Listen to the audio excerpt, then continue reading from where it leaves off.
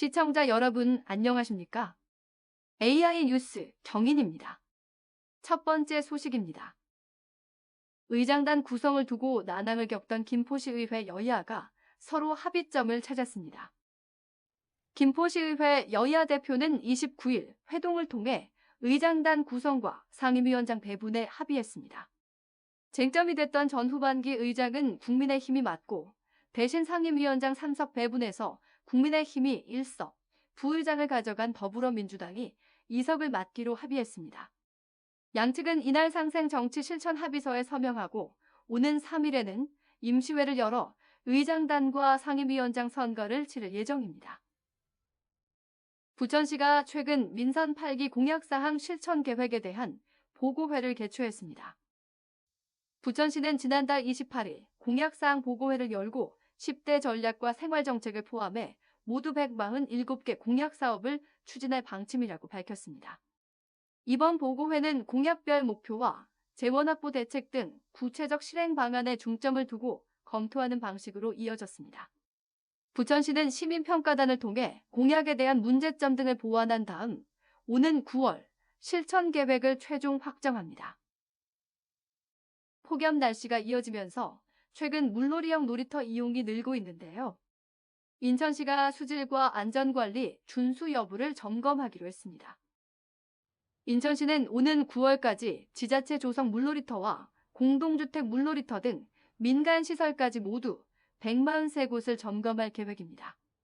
점검 항목은 수질과 부유물 관리, 코로나 예방 행동 수칙 준수 여부 등이며 안전과 청소 상태가 미흡할 경우 소독과 용수 교체 등 조치를 요구하고 확인 검사 후 다시 사용할 수 있도록 할 방침입니다.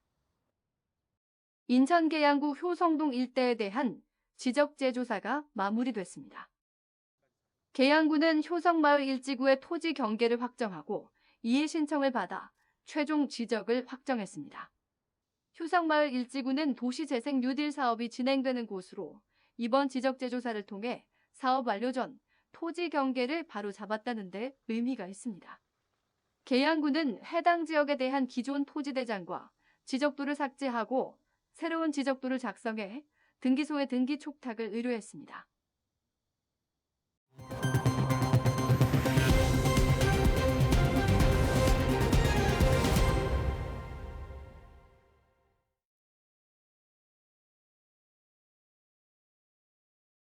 김포시가 4차 백신 접종을 독려하기 위해 현장에서 사전 예약 신청을 받습니다.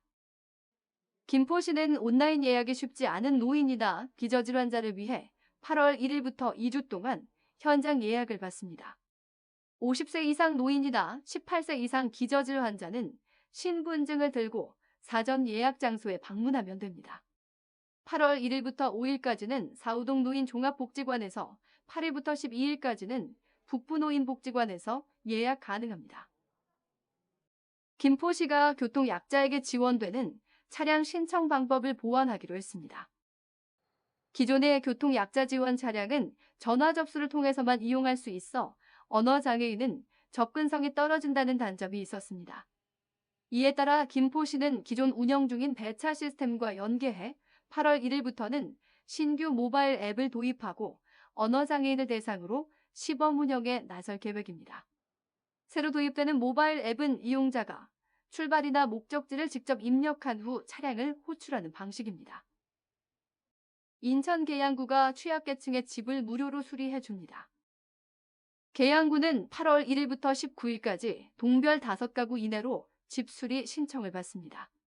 대상자는 기초생활수급자나 장애인, 독거노인과 차상 위계층을 포함한 취약계층입니다.